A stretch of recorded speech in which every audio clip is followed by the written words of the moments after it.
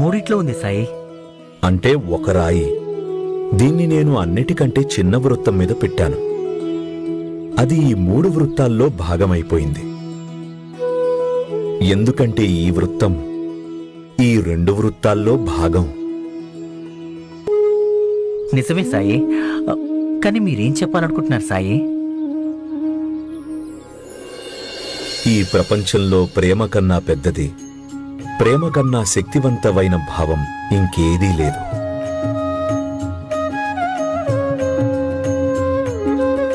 అన్నిటికంటే చిన్నదైన ఈ వృత్తం అంటే మన చుట్టుపక్కల ఉండే మనుషులు.